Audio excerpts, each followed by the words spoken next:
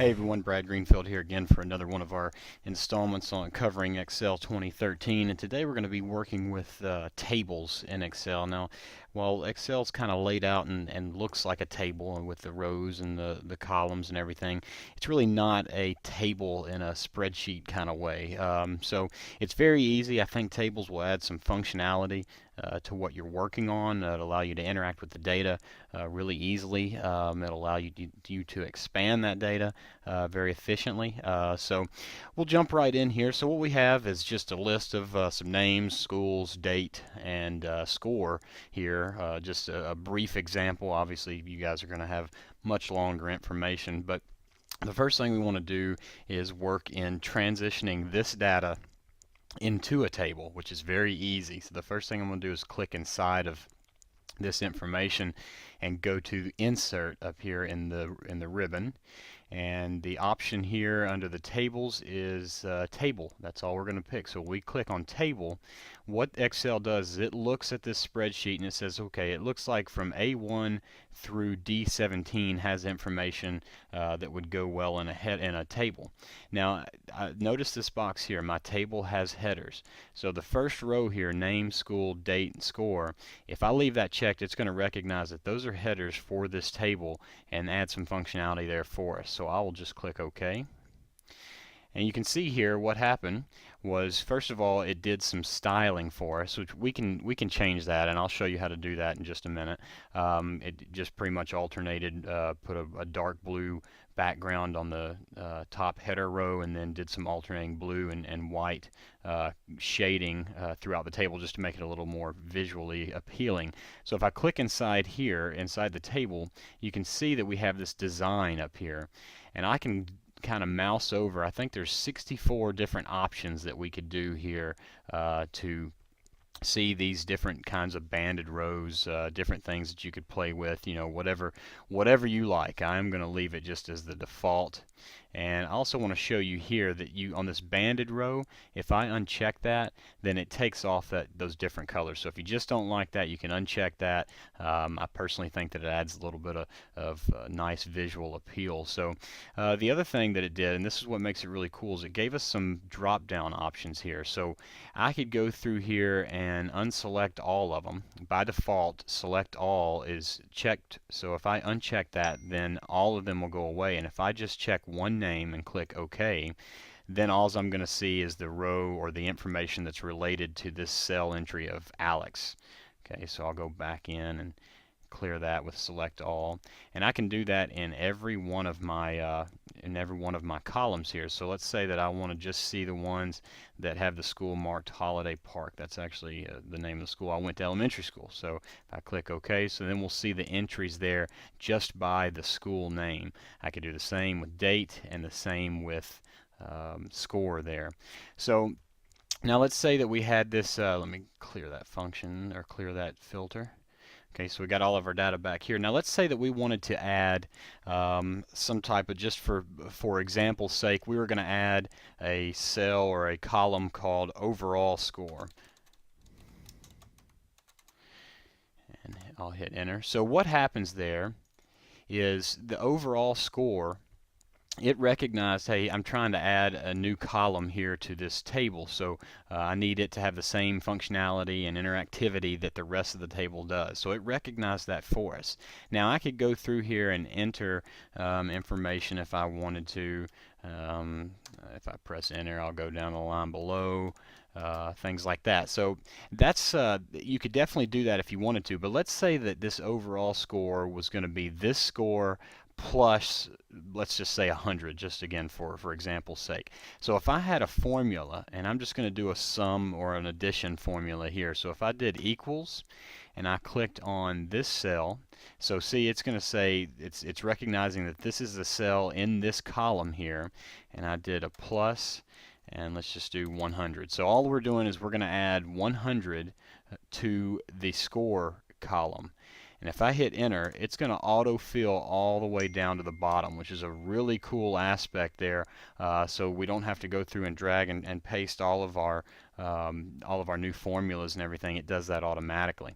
So another thing that I really like about the table is if I go into the table design, and when I created the table, I got this new table design option. If I click out of the table, I don't get that table design.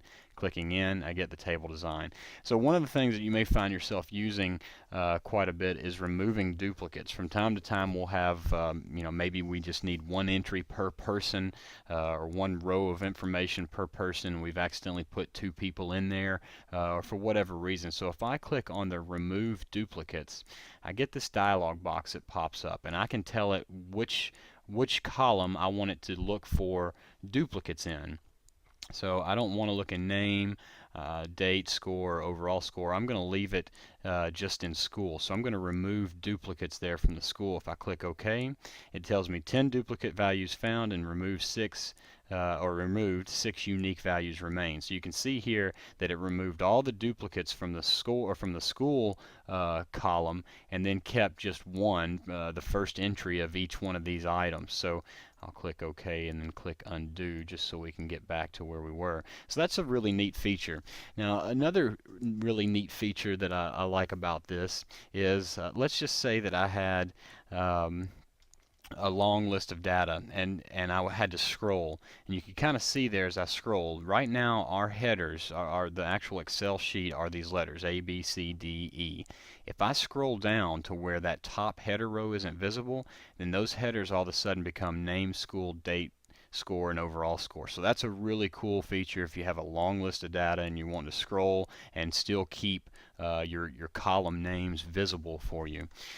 So possibly one of my favorite things about tables is something called the slicer. And what the slicer will do is it will allow us to kind of do this sort without having to use these drop down buttons, and it'll also allow us to do the sort on a couple of different parameters. So to add slicer, all we do is we go into the ribbon and we click on Insert Slicer. And when I do the insert slicer, I get some options here. So basically what it's asking us here are what columns do you think you're going to want to sort, or really not really sort, but what columns are you going to want to filter data from? So I'm going to select on school, and I'm going to select on score, just those two. So we're going to sort based on, filter based on those. So I will click OK. And we get these two boxes here for us to work with. So what I could do is I could say, all right, I just want to see all of the names or all of the students that went to the school called Academy. So if I clicked on that, then it'll show me only the names or only the rows here of people that match that parameter. If I click on Austin, Belmont, Creve Hall, Holiday Park, Oak Hill, we see that same stuff. Okay, now I could also do a control click. So let's say that I want to see everybody that went to Academy and Creve Hall. So I've clicked on Academy. You can see it's highlighted. Now if I do a control click on Creve Hall, now I get all of the items for Academy and Creve Hall. Again, I could go in and control click Austin and Oak Hill, and I get all of that information returned to me. So you could definitely click on or select just a list of things that you want to look at. If I click on this red X here, it just pretty much clears that formatting for me. Now the next thing I want you to pay attention to here, if I click Academy, let's say I click Academy, Creve Hall, and Belmont.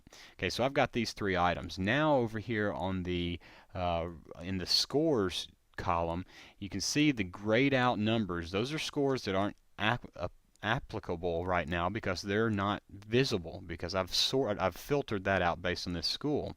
But I could now also go in and say, let's see, we've got, I don't really have any duplicates here in the score, so this won't really work. But if I click on the 87, then it will remove everything except for the matching row that has Academy in the school column and 87 in the score column. So that's a quick and easy way to do some filtering there. I really like this. It's almost like having a pivot table. You can keep these things kind of visible to the side. You can resize them, make them a little bit smaller. Of course, that's hard to read there, but we could definitely make them smaller and kind of keep them out of the way. Right now, they're pretty big size there for us. So if I wanted to, and also if you'll look up here in the top, now that I have these slicers, I have this slicer tool option that you can play with there and change the colors just like we did before. So a couple different things that we can do with that. And if I wanted to remove a slicer option, I could just click on the, just go into the school area or the score area, right click, remove score, and right click and remove school. So now if I wanted to add that slicer back in, or a slicer back in, then I could go in and redo it. So it's not a definite, it's not anything that we have to keep going there. So next I want to show you how to do a total row. So by default, if we had, when we've clicked inside with our active cell inside the table, if I click on footer, or sorry, total row, right here in this table styles option, if I do a check mark there, then what it's going to do is it's going to add a total row for me. And it's put a function in here. If I click on this cell, it's giving me a function of what all of this is totaled up. Okay, so if I drag this over now, if I mouse over the bottom right corner and get the little crosshairs there where it changes from a cursor to a crosshairs, I can drag this over to the score row. So now I've got a total row for my overall score and a total row for my score. Now that's not the only thing that we can do. If you notice, when I click on these cells, I get a little drop down option. So I could change that to sum, to where I could maybe I want to get the average. Maybe I want to get over here, maybe I want to get the smallest score, or possibly the largest score if I wanted to, so max. So there's a couple of different things that you can do there with this, and that's all just by adding that table row. Now let's say that I wanted to add another entry. I had another student that I needed to add to this table here. I could undo, it would be, you can't add it with that total row being there, but I can go in and uncheck my total row, then add the information here,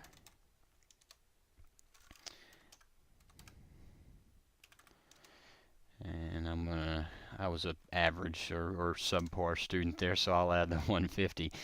So I've added that information. Now I'm going to go back into my table design and click on total row, and I get my information back up here. So it's going to be the same way I left it.